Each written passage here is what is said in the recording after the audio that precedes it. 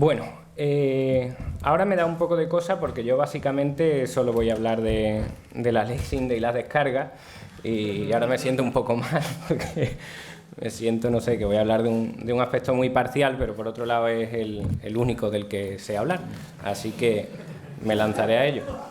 Venga, cervezas para todos. Para las cervezas. Yo os invito a cerveza. Si no digo la palabra ley Sinde, os invito a una cerveza. Solo voy a hablar de eso, realmente. Básicamente voy a hablar del conflicto que hay en Internet con las descargas. Creo que la aparición de las nuevas tecnologías ha convertido las obras intelectuales en un puñado de unos y ceros que resultan imposibles de controlar en la práctica. Y creo que el cambio que han supuesto las nuevas tecnologías no es un cambio accidental, no es un cambio que podamos minusvalorar en el sentido de decir, bueno, pues ya nos adaptaremos, siempre encontramos la solución. Sí, seguramente será así, pero creo que ese cambio pasa por una remodelación no solo del cambio de la industria, que es necesario, sino también un cambio de las propias leyes que regulan el bien del que estamos hablando, del bien de la propiedad intelectual. Porque lo que ha cambiado es la propia naturaleza del bien del que estamos hablando. Es decir, lo que ha cambiado es aquello que aquellas leyes regulaban, ha cambiado su propia naturaleza. Hoy en día la propiedad intelectual en Internet, como decimos, un bien digitalizable, que se convierte en unos y ceros, es imposible de controlar su flujo en la práctica. Esto es, las leyes otorgan unos derechos, que es el derecho al titular de los derechos de ese bien intelectual a excluir a terceros al acceso a la obra sin su consentimiento. La ley efectivamente otorga ese derecho, pero después nos encontramos que en la práctica resulta que es un derecho de imposible ejercicio, porque desde la aparición de Napster ya en el 99 hasta la fecha, nadie ha encontrado la varita mágica que le permita a los titulares de los derechos ejercer ese derecho que ellos mismos se irrogan, porque las leyes efectivamente así se lo dan. Esto ha creado este conflicto, esta imposibilidad de ejercer estos derechos que digo, ha creado dos tendencias que podemos resumir. Una de ellas, lo que hemos hablado brevemente del Creative Commons, es decir, ese tipo de autores o titulares de derechos que decide que lejos de impedir la copia y difusión de sus productos, algo que, como decimos, de hecho en la práctica es prácticamente imposible, lo que deciden es justo lo contrario, es decir, ejercen sus derechos, porque al fin y al cabo Creative Commons no es más que un modo de ejercer los derechos, pero un modo distinto al habitual y tradicional, y su forma de ejercer los derechos, en lugar de ser mediante la exclusión del acceso a las obras, es todo lo contrario, es con una cesión expresa para que cualquiera pueda acceder y difundir las obras intelectuales, y en algunos casos, como en las licencias que tienen una cláusula copyleft, el hecho de incluso transformar, hacer obras derivadas de esa obra, siempre y cuando después la obra resultante se ponga a disposición del público con una cláusula también copyleft. Sin embargo, la industria de los contenidos, fundamentalmente las grandes multinacionales, la industria del copyright, tiende a una postura totalmente distinta, y es la de empecinarse en el ejercicio de esos derechos que efectivamente tienen por ley, con las excepciones que vienen en la ley de propiedad intelectual, y lo pretenden mediante leyes que, de una forma cada vez más agresiva, consigan tener a terceros fuera del acceso a su propiedad.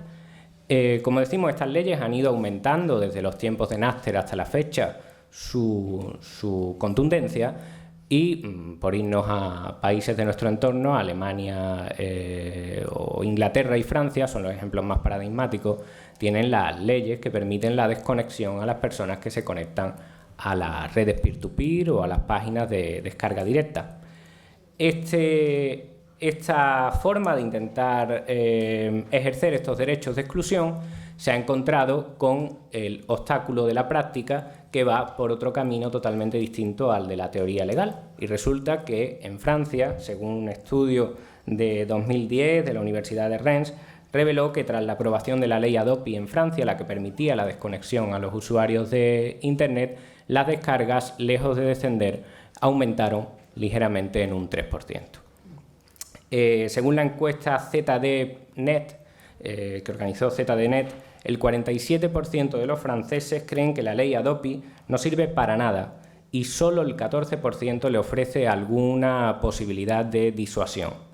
Y sorprendentemente, esta ley Adopi a la industria cinematográfica, en cuanto a sus cuentas, no le ha servido de nada, que les va todo más o menos igual, y sin embargo, el mayor beneficiado de todo ha sido el servicio de alojamiento de datos Megabloat, que ha visto aumentar, ellos sí, en un 35% su número de visitas. Es decir, la ley Adopi ha sido un aliciente magnífico para la página principal de descargas directas en Internet, no así para la industria cinematográfica, lo cual demuestra que cada vez que se pone un tapón en un agujero se abre otro, y cuando lo pones ahí se abre otro y otro y otro, y al final nos encontramos con que lo que estamos haciendo es intentar parar el agua que atraviesa una canasta de baloncesto. En España, lo que se ha intentado, y de eso es de lo que trata básicamente mi conferencia, lo que se ha intentado es la ley Sinde, que además con cierto entusiasmo se está presentando en sociedad a nivel internacional como la solución al tema de las descargas. Incluso se dice que es mucho mejor que el sistema francés de la ley Adopi, se dice que esto es lo que nosotros vamos a exportar. A mí me gustaría hablar un poco de la ley Sinde en dos sentidos.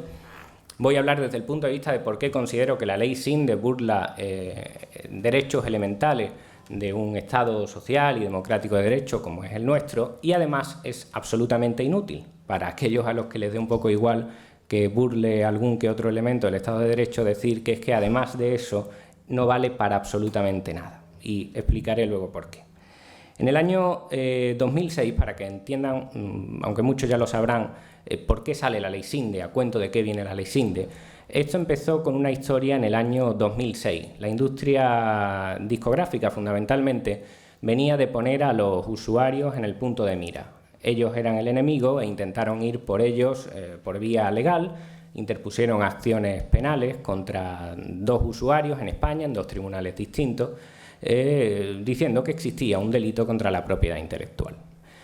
Para que se entienda fácilmente, el Código Penal dice que para que exista tal delito contra la propiedad intelectual es necesario dos requisitos conjuntamente.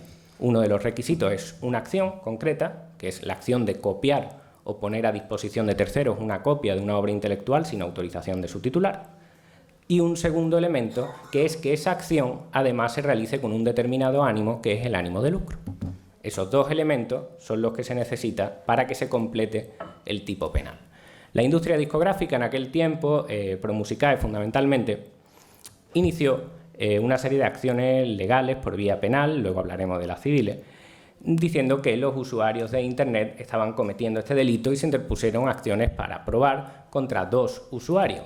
El resultado fue que el tribunal dijo que no existía tal delito contra la propiedad intelectual y hubo dos sentencias absolutorias, porque si bien se daba el primero de los elementos, es decir, existía la acción de copiar o poner a disposición de terceros una copia sin autorización de los titulares, no venía aparejada la acción, sin embargo, del segundo de los requisitos, que era que esa acción se realizara con ánimo de lucro. Y desestimó las alegaciones que hablaban de que el ánimo de lucro era el posible ahorro, la satisfacción de ver una película gratis o una música gratis. Lo desestimó y dijo que el lucro debía interpretarse de forma restrictiva y que el Código Penal estaba para cuestiones de mayor entidad y gravedad, porque al fin y al cabo lo que lleva aparejado son penas de prisión en este caso. Entonces fueron por la vía civil. La vía civil tiene la particularidad de que no exige el segundo elemento, es decir, la vía civil solo exige que exista la infracción de propiedad intelectual, independientemente de si hay o no un ánimo de lucro. ¿Qué es lo que ocurrió en este caso? Lo que ocurrió es que se encontraron, Promusicae en concreto, con un obstáculo de tipo práctico y procesal. Es decir, lo único que ocurrió fue que a los números de IP no pudieron ponerle un nombre y apellido. Así que se lo pidieron al tribunal, el tribunal dijo que sí, que Telefónica diera los nombres y apellidos, Telefónica se negó diciendo que no podía hacerlo sencillamente porque nuestra ley, la ley española, dice que solo se pueden dar esos datos en el transcurso de una investigación penal, y aquello era civil. Por lo tanto, se encontraron con un círculo vicioso del que no podían salir. La demanda no fue a ningún lado porque no había nadie a quien demandar y entonces se cambió el objetivo. Y aquí es donde llega la ley Sinde. El objetivo ahora eran las páginas de enlace. Las páginas de enlace son aquellas páginas que están constituidas únicamente por enlaces a obras que esos usuarios de los que hablamos están poniendo a disposición del público, ya sea en una red peer-to-peer o en una página de alojamiento de datos como Mega Upload o RapidShare o cualquiera de estas. Estas páginas, como digo, están constituidas, y esto es fundamental, por meros enlaces. Como todos sabéis, un enlace, por ejemplo, un enlace de internet, http://www.elmundo.es, eso es un enlace, es mero texto. Pues de eso están constituidas tales páginas. Eso sí, si pinchas en el enlace, vas rápidamente al contenido que está así referenciado. En el caso de que sea un archivo, el archivo te lo descargas. ¿De acuerdo? Bueno, pues se inició una redada en el año 2006 contra estas páginas y se dijo que era la redada más importante contra la piratería en toda Europa.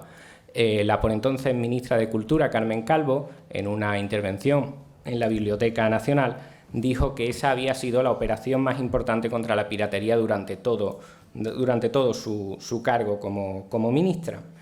El problema se hallaba en lo siguiente, y es que, y esto se comenzó a demostrar y comenzó las fichas de dominó con el caso Charemula, y es que las tesis de los contrarios iban dirigidas a, bueno, ahora no hay ningún problema, ahora está claro, las páginas de enlaces sí que tienen un ánimo de lucro, que es lo que le faltaba a los usuarios, pero aquí no falta, porque las páginas de enlaces tienen publicidad que reportan unos rendimientos que pueden ser mayores o menores, pero desde luego algunos son, y con eso nos basta para completar el tipo subjetivo. El ánimo de lucro aquí, sin duda, sí que existe. Yo recuerdo en el tema de Charemula, que llevé con un compañero mío, Javier de la Cueva, que fue el primero en resolverse, cuando fuimos a las medidas cautelares que nos habían pedido para cerrar la página web de forma cautelar y previa al propio juicio, lo que sostenían los contrarios era precisamente esto. Insistían mucho en la tesis obvia de que Charemula sí tenía un lucro, es decir, que aquí no es como los usuarios, aquí sí había un lucro.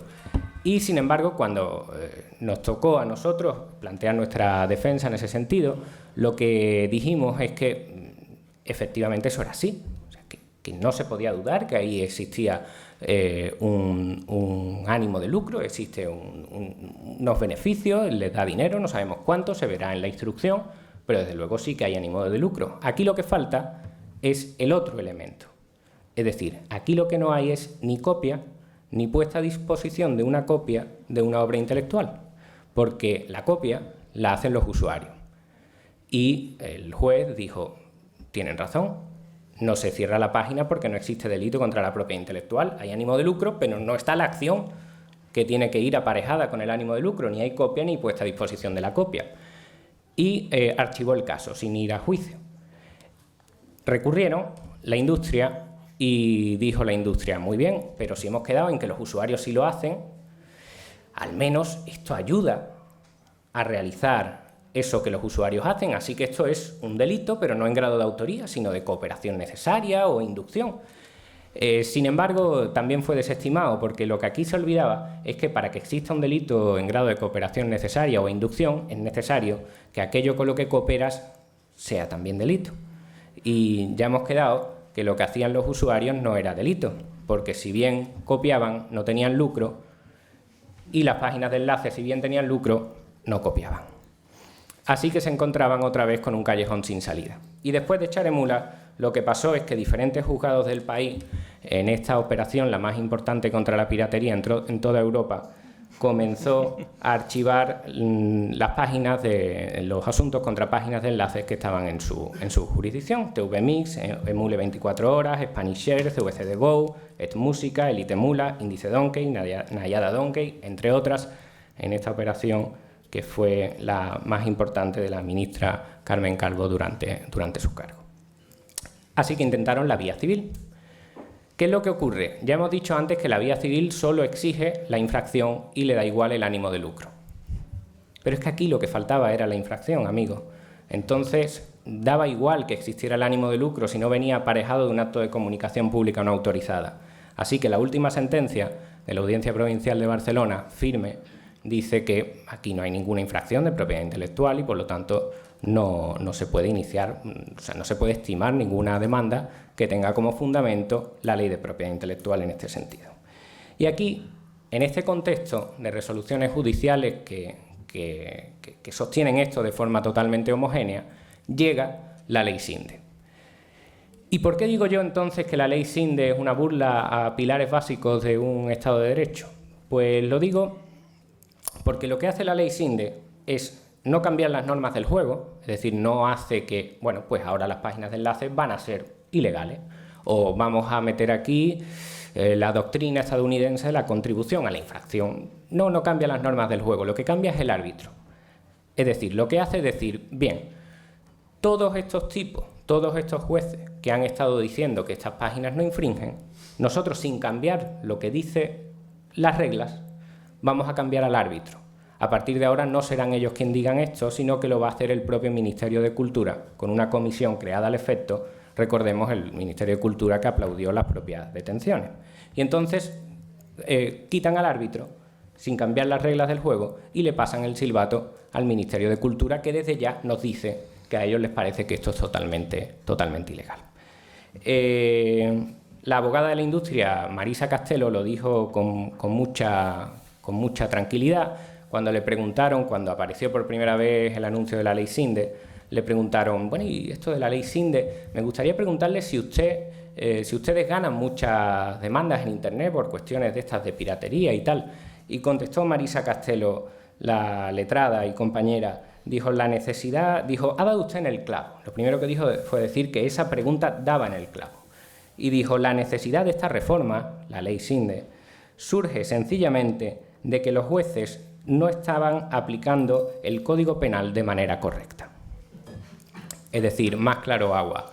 Como el árbitro no me pita penalti, yo lo que hago es que le quito el silbato al árbitro y a partir de ahora de esto ya me encargo yo.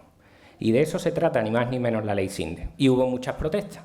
Y ante las protestas apareció Ángeles González Sinde y dijo, bueno, ¿qué queréis? ¿Un juez? No hay ningún problema, yo os traigo un juez. Y lo que hizo fue traer un juez. Y los medios de comunicación cantaron victorias y muchos usuarios también. Y dijeron, bien, ya tenemos un juez, ya no hay que quejarse. Pero la pregunta era, ¿pero qué hace el juez? ¿Qué decide el juez? Y cuando leías la Ley Sinde te dabas cuenta de que, desde luego, lo que no decidía, que era más fácil decir lo que no decidía que lo que sí decidía, lo que no decidía era si aquello era o no una infracción. Eso seguía estando en manos exclusivamente del Ministerio de Cultura, porque era precisamente la parte que querían tener bien atada. Y la gente protestó, claro. Y cuando la gente protestó, pues dijeron, ¿queréis más jueces? Pues hay un segundo juez. Y ahora el proceso de la Ley Sinde tiene ya 2 jueces. Y así pueden seguir y seguir hasta 34 jueces. Pero, desde luego, los 2 que hay tampoco deciden absolutamente nada de la cuestión sustancial. ¿Qué dice la ley sobre el juez? Pues la ley dice lo siguiente. La ley dice, acordada la medida por la comisión del Ministerio de Cultura, la medida de cierre se refiere, acordada la medida por la comisión, solicitará del juzgado competente la autorización para su ejecución, referida a la posible afectación a los derechos y libertades garantizados en el artículo 20 de la Constitución. Esta es la concreta pregunta. Para explicar qué significa esto, os pongo ahí un pequeño esquema que es ridículo, pero lo hice en boli en la reunión aquella que tuvimos con Alex de la Iglesia para explicar esto mismo. Cogí un folio y hice este esquema, que es lo que se me ocurrió y desde entonces no he sido capaz de mejorarlo. Es un poco lamentable, pero explica bien, creo, lo que quiero decir. Vamos a ver. El círculo este rojo que hay ahí, que espero que se vea rojo ahí, lo que simboliza es aquellas acciones que el legislador ha decidido, en este caso en las cuestiones de propiedad intelectual, aquellas acciones que el legislador ha decidido, cuando están dentro del círculo, que sean ilegales, infracciones de propiedad intelectual. Es decir, cuando estás dentro del círculo rojo, esa acción tuya es ilegal en cuanto a una infracción de propiedad intelectual. Si tu acción está fuera del círculo rojo, en cualquier sitio que esté fuera del círculo rojo, tu acción pues no es ilegal, porque no la ha prohibido expresamente el legislador. ¿El cuadrado verde qué es? El cuadrado verde es aquellas acciones que estén dentro de él, son aquellas acciones que no solo no son ilegales por no estar dentro del círculo rojo, sino que además son de hecho el ejercicio de un derecho fundamental. Porque no todo lo que es legal es el ejercicio de un derecho fundamental. Bueno, pues lo que ocurre ahora con la ley Sinde, y aquí está el truco, es que a los jueces antes se les preguntaba, o ahora, porque todavía la ley Sinde, aunque está en vigor, no se está aplicando a la espera del reglamento, a los jueces lo que se les preguntaba era, señoría, la acción del demandado o del denunciado, según sea vía civil o penal, ¿está dentro del círculo rojo? Esto ¿es ilegal? Esa era la pregunta que se le hacía. Y el juez lo único que te contestaba es, no, esta acción, y de hecho así contestaban, esta acción está fuera del círculo rojo. Esta acción no es ilegal. Los enlaces no son una infracción, porque nuestra ley dice que facilitar el acceso a unos archivos no es ilegal. En Estados Unidos, sin embargo, dicen que sí. Bueno, pues aquí no, nuestra ley dice que no. No, mire usted, esta acción se coloca fuera del círculo rojo, decía el juez. ¿Qué es lo que hace ahora la ley Sinde? Te mete a un juez, efectivamente. ¿Pero qué es lo que hace? Pues que una vez conocidas las respuestas, nos cambiaron las preguntas. Y ahora lo que hacen es decirle al juez, señoría, enlazar a la última película de Alex de la Iglesia o de Amenábar, ¿está dentro del cuadrado verde? Esa es la única pregunta que le hacen al juez. Y el juez dice, que si es un derecho constitucional enlazar a la última película de Amenábar. Pues mire usted, no. Derecho constitucional no es. Vale, bueno, pues entonces se ejecuta la medida. Porque esa es la única pregunta que le hacen al juez. Pero claro, es conceptualmente distinto, absolutamente distinto. Silbar por la calle no es el ejercicio de un derecho constitucional, pero tampoco es ilegal. Cuando tú a un juez le preguntas que si es constitucional o no una acción, desde luego lo que no estás preguntando, ni él está facultado a contestar, porque se tiene que restringir a ello, lo que no estás preguntando es si es ilegal. Tan diferente es un concepto de otro que al juez de Charemula, si tú le preguntas, oiga, señor, que dictó la resolución Charemula, ¿usted cree que lo que hacía Charemula era un ejercicio de un derecho fundamental? Probablemente te dirá que no también, porque es totalmente compatible que una acción no esté prohibida y que al mismo tiempo no sea el ejercicio de un derecho fundamental. Por lo tanto, y conociendo esta diferencia de conceptos, lo que hace la ley Sinde es sencillamente un pequeño truco para mantener a los medios de comunicación y a la propia ciudadanía bastante contentos. Y ya, para terminar... ¿Y ahora, no hace más el gráfico? ¿Es eso? No, el gráfico era así. Eso era todo. Yo no tengo diseñador gráfico ni nada. Y cogí... Que se mueva un poco. No, ni se mueve. Yo esperaba un... Es que la gente del cine soy mucho de espectacularidad. La gente del cine, macho. Yo soy abogado. Yo soy abogado y apenas he dibujado un muñequito. Perdona. No, está bien. Bueno, y ahora a lo que voy, y esta es la razón de que esté aquí abierto Twitter y Google Docs, es para explicar la ineficacia de la ley Sinde. Es decir, yo me he dado cuenta, creo que empecé a pensarlo tontamente cuando, bueno, no, porque en aquellos tiempos yo era muy joven, pero me he dado cuenta de que hay un amplio sector de la población que apoya el fin sobre los medios. Es decir, que llega a la conclusión de que, bueno, al fin y al cabo el bien jurídico protegido es digno de protección, que los cineastas se ganen la vida, que sin duda es un fin legítimo, y me parece que el fin es tan digno que lo de los medios se me queda un poco, que me da un poco igual. Es un poco como cuando Maradona marcó un gol con la mano, ¿no? La mano de Dios. No, esto es trampa, tío. ¿Qué mano de Dios ni mano de Dios? Esto ha sido trampa. Pero como fue gol, pues fue la mano de Dios. Si llega a cogerle el árbitro es un tonto y se va de allí con todo el mundo tonto, porque no has marcado gol. Aquí lo que se castiga es la ineficacia y no la trampa. Para los que puedan pensar así, y no digo que la señora Sinde piense así, cualquiera sabe, pero para los que puedan pensar que es que el fin es legítimo, quiero decir que además de eso no va a ser gol. Es decir, que lo vas a marcar con la mano, que le vas a dar con la mano, pero que no entra. Si solo vamos a analizar esto desde el punto de vista de la eficacia. Es totalmente ineficaz. ¿Y por qué digo esto? Pues digo esto porque tened en cuenta que lo que se persigue es la referencia a archivos que se están moviendo por Internet.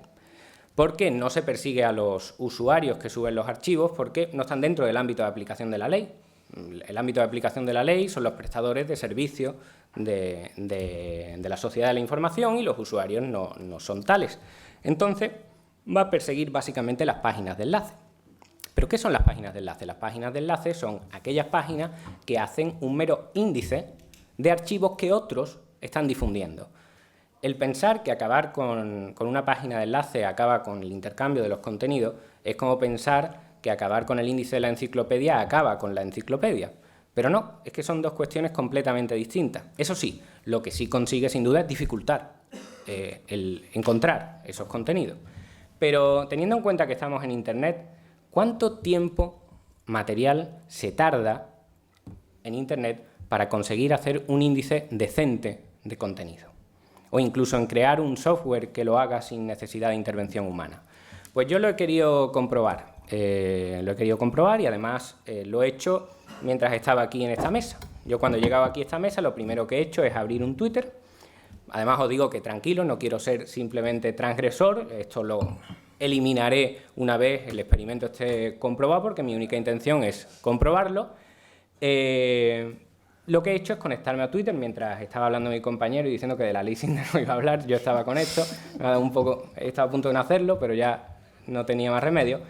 Y he abierto una página en blanco en Google Docs, una página en blanco que cualquiera puede editarla, ¿de acuerdo? Era una tabla en concreto, una hoja de cálculo, y he puesto en Twitter un tweet donde le decía a la gente que me ayudara con este experimento, les he explicado de qué iba la cosa, y les he dicho, estoy aquí en la mesa del foro del Festival de Cine y quiero que me ayudéis a demostrar la ineficacia de la ley Sinde. Para eso he creado esta tabla, os ruego que entréis ahí y rellenéis los campos. Mi idea era demostrar que en menos tiempo de lo que se tarda en explicar lo que es la ley Sinde se puede crear una página de descargas como las que la ley Sinde pretende cerrar. Hasta tal punto de que así demostraría lo inútil que es.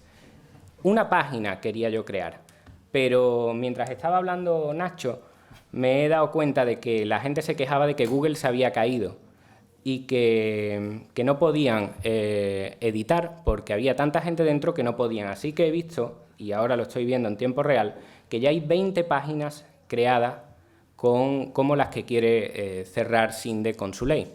Tened en cuenta que la ley Sinde lo que ofrece es conseguir en un procedimiento administrativo ultra rápido de apenas un mes cerrar una página de enlace. Pero es que estos tipos han creado 20 páginas en lo que dura una conferencia donde nosotros aquí hacemos disquisiciones sobre la ley Sinde. Si veis la página, es de las buenas. Es decir, esta es una de ellas, solo una. Hay 20, podrían crearse más, pero esta es una solo. Le das aquí título de la obra, hacemos una porno, 007, 12 monos, alguien voló al nido del cuco, además son de las buenas. Tal, y aquí tienes todos los títulos de las películas Kill Bill, volumen 1 y 2, Mentiras y gordas. No está la mía. Hay películas de Nacho. No está la mía. Bueno, la de Nacho no está, pero bueno, hay 20, puedes entrar y meter la tuya, o sea que esto es todo colaborativo y hay 20 tablas como esta. Y esto se ha creado, puse el primer tuit a las 4, justo cuando empezábamos. Pues ahora serán las 5 y poco más, no habrá pasado ni una hora, y se han creado 20 páginas de enlaces como las que Sinde pretende cerrar.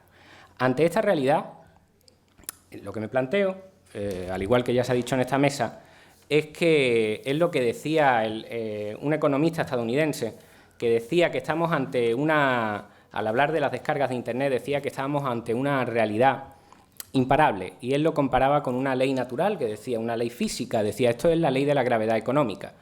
Y ponía como ejemplo, te robo el boli, ponía como ejemplo que decía, nosotros podemos discutir durante horas si nos parece bien o mal que cuando yo suelto este boli, resulta que el boli se cae. Podemos discutir si nos parece bien, justo, injusto, moral o inmoral, pero al final del debate, cuando nos llevemos una hora de debate, resultará que cuando suelte el boli, se caerá. Y en el caso de Internet, me temo, y aquí me parece que está más o menos bien demostrado, me temo que estamos en lo mismo. Es decir, podemos llevarnos mucho tiempo e incluso puede que estemos de acuerdo en la mayoría de los postulados filosóficos sobre el tema, pero son 20 tablas, 20 páginas de enlaces mientras estamos hablando. Es decir, la cuestión me parece que ya no es una discusión sobre si está bien o mal. Me parece que ya la única discusión es ¿y cómo nos vemos remunerados por todo esto? Es decir, ¿no habrá que sustituir derechos de imposible ejercicio por derechos de remuneración? Es decir, ¿cómo ganamos dinero con esto? ¿Cómo hacemos que lo que es aprovechado socialmente por todos sea sostenido por todos? Yo creo que ahí es donde está la clave. Eso es todo, amigos. Gracias.